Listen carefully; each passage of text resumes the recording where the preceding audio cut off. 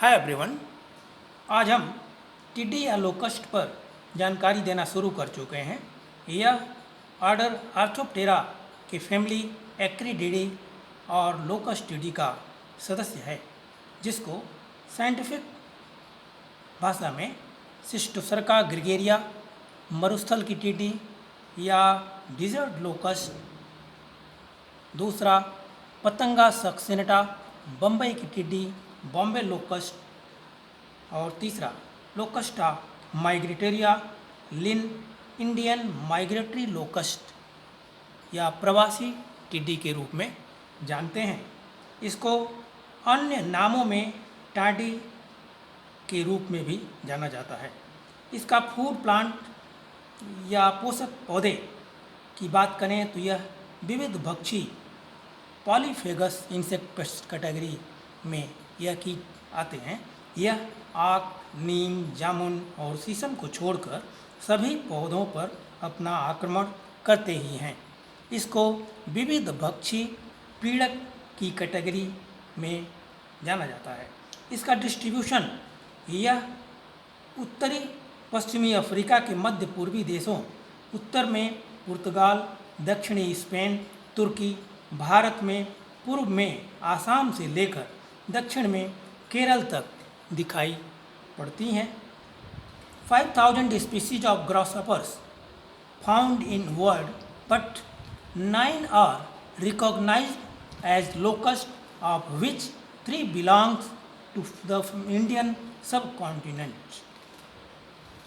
जो इसकी damaging stage की बात करें तो निम्फ या शिशु एवं प्रौढ़ या adult, both stages are harmful. यह जो है biting and chewing type mouth part कीट रखता है। क्षति की प्रकृति एवं आर्थिक महत्व की चर्चा करें, nature of damage and economic importance की, तो टिड्डियाँ अपने आक्रमण से चमन को बीहड़ बना देती हैं। बाइबल में उल्लेख मिलता है जब इस कीट का दल एक स्थान से उड़कर दूसरे स्थान को चलता है तो सूर्य को भी ढक लेता है। फलस्वरूप सब जगह अंधकार फैल जाता है। मिस्र के एक मकबरे में जो 2400 ईसा पूर्व का बना है, उसमें टिड्डी का चित्र अंकित है। एक अरब देसी आख्यान के अनुसार बताया गया है कि टिड्डी कहती है कि हम ईश्वर की सेना हैं।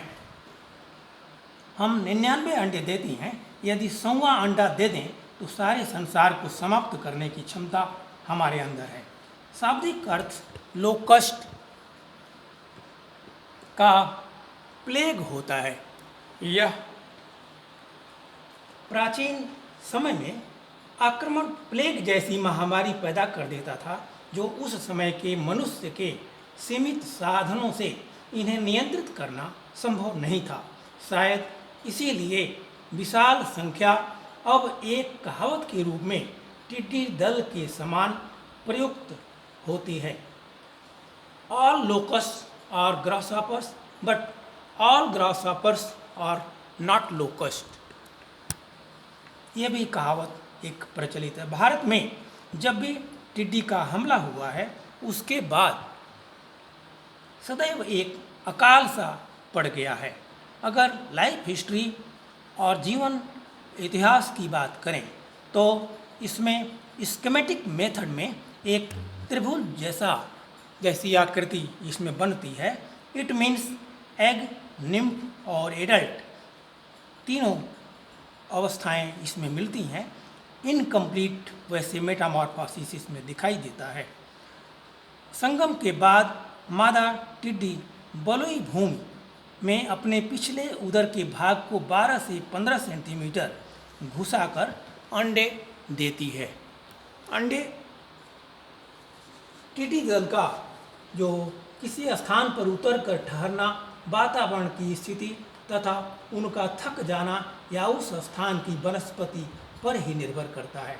अंडे देने के बाद यह बिल हल्के पदार्थ द्वारा बंद कर देती है। लगभग 200 तक अंडे दिए जाते हैं, जो 5 एग प्लॉट में या कैप्सूल में दिए जाते हैं। अंडे चावल के दाने के समान होते हैं। अंडे वातावरण के ताप एवं नमी के अनुसार 10 से 28 दिन में पककर फटते हैं। अंडे चावल के दाने के समान पीले रंग के 7 से 8 मिलीमीटर लंबे 0.1 मिलीमीटर मोटे होते हैं। जो निम्फ है, निम्फल स्टेज इस कीट का सोलेटरी फेज के शिशु हरे रंग के एवं ग्रेगेरियस फेज के शिशु प्रायः काले रंग के होते हैं। अंडों से निकलने के बाद खुद के इकट्ठा होकर दल बनाकर एक ओर चल देते हैं। इनके रास्ते में जो भी पेड़ पौधे आते हैं उनको खाते हुए चलते हैं। ये 5 बार त्वचा निर्मोचन कर 21 से 70 दिनों में वातावरण के अनुसार प्रौढ़ टिड्डियों में परिवर्तित हो जाते हैं। रेगिस्तानी टिड्डी के चक्र में 2 स्पष्ट अवस्थाएं सोलेटरी टिड्डियों की संख्या घटाव के तरफ एवं जब प्रकोप बढ़त की तरफ तो ग्रेगेरियस फेज होता है तथा एक अवस्था से दूसरी अवस्था में बदलते समय ट्रांजिएंट फेज होता है। सोलेटरी फेज में टिड्डियाँ साधारण टिड्डी की भांति यदा कदा प्रजनन करती हैं। वर्षा ऋतु में टिड्डियाँ पाकिस्तान एवं भारत में प्रजनन करती हैं तथा उनसे पैदा दल सितंबर में ईरान और अरब, जहाँ बसंत तथा शीत ऋतुओं में वर्षा होती है, की ओर प्रस्थान करते हैं एवं वहाँ पर इनका प्रजनन चलता रहता है। मई जून में वहाँ से पुनः वापस पाकिस्तान तथा पंजाब, उत्तर प्रदेश, बिहार और बंगाल तक ये पहुँच जाते हैं। ये हमेशा हवा के बहाव की दिशा में समूह में चलती हैं। जहाँ से इनका दल गुजरता है अंधेरा छा जाता है। टिड्डियाँ हवा के विपरीत ही चल पाती हैं, अतः बरसात में पूर्वा हवा के साथ पुनः वापस लौट पड़ती हैं। इस समय टिड्डियों की संख्या कम रह जाती है। अब ये राजस्थान, गुजरात तथा पंजाब के रेतीले भागों में प्रजनन कार्य शुरू करती हैं, जिनसे उत्पन्न दल ईरान एवं अरब की ओर जाड़ों में जाते हैं और इस प्रकार से इनका क्रम जारी रहता है। प्रौढ़ टिड्डियाँ 12 से 18 किलोमीटर प्रति घंटे की दर से ये चल पाती हैं या उड़ पाती हैं। ये दिनचर होने के कारण केवल प्रकाश में ही सक्रिय रहती हैं। प्रौढ़ तीनों जातियों के प्रौढ़ अलग अलग होते हैं। रेगिस्तानी टिड्डी या डिजर्ट लोकस्ट चमकीला पीला रंग, सिर मजबूत एवं उठा हुआ, आँखों में 6 से 7 धारियाँ, पैर शक्तिशाली तथा पिछले पैर का अंतिम भाग पीले रंग का दिखाई पड़ता है। ये सबसे ज़्यादा नुकसानदेह होती हैं। बम्बईया टिड्डी या बॉम्बे लोकस्ट, ये टिड्डियाँ दल नहीं बनाती हैं। इनके पिछले पैर गुलाबी एवं आँखों में 8 धारियाँ होती हैं। सामान्य भारत, श्रीलंका एवं मलाया में अलग अलग मिलती हैं। साल में केवल एक पीढ़ी ही पाई जाती है। इसके अक्टूबर में जो प्रौढ़ निकलते हैं वे अगली जुलाई तक सुसुप्ता अवस्था या डाइपे ग्रहण कर लेते हैं और उनके जननांग विकसित नहीं हो पाते हैं। ये जुलाई में प्रजनन करते हैं और अक्टूबर तक प्रौढ़ बन जाते हैं, क्योंकि इनके निम्फ में 7 से 9 इंस्टार्स तक दिखाई देते हैं। प्रवासिनी टिड्डी या माइग्रेटरी लोकस्ट, इनके पिछले पंख पीले तथा इनके आँखों में धारियाँ नहीं होती हैं। ये टिड्डियाँ गर्मियों में पाकिस्तान से आती हैं और भारत में राजस्थान तथा गुजरात प्रांत में घुस जाती हैं तथा यहीं इनके द्वारा अंडे दिए जाते हैं। भारत में इस पर पूर्ण नियंत्रण पा लिया गया है। इनके प्रबंधन की बात हम करें तो प्रबंधन में टिड्डियों के संभावित प्रकोप को मात करने के लिए सबसे अधिक प्रभावशाली उपाय हापर्स के विरुद्ध होता है। नियंत्रण के उपाय किसी विशिष्ट क्षेत्र या खेत को बचाने के लिए नहीं किए जाते, वरन पूरे टिड्डी समूह को नष्ट करने के लिए किए जाते हैं।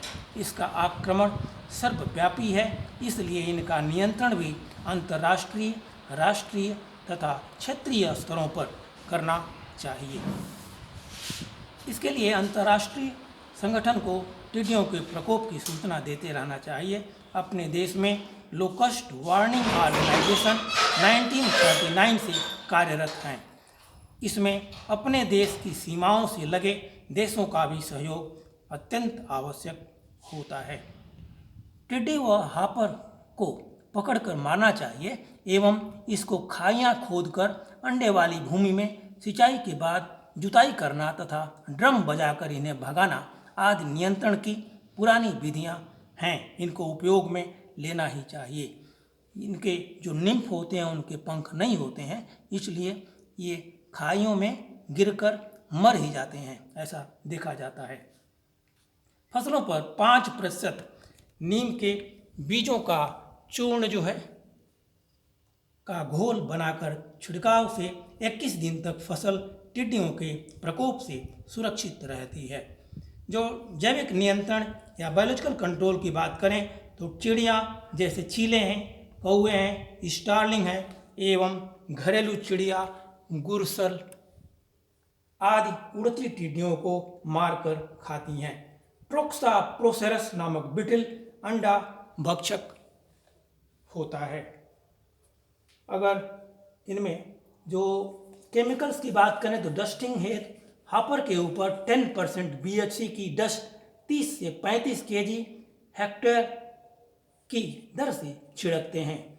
स्प्रे द्वारा अंडों को नष्ट करने के लिए प्रति हेक्टेयर 100 से 1000 लीटर पानी में 0.03% डाइंड्रीन ईसी या 0.03% मैलाथियान का स्प्रे करना चाहिए। यह हापर मर जाते हैं। फल व सब्जियों को टिड्डी से बचाने के लिए मेथोक्सीक्लोरो का भी स्प्रे करना चाहिए। एरियल स्प्रेइंग या application of lindane 2% on top of A flying swarm भी इफेक्टिव देखा जाता है। इस तरह से हम अभी जो बात कर रहे थे इन टिड्डियों के ऊपर, तो आप उम्मीद है आपको अच्छा लगा होगा। बहुत बहुत धन्यवाद।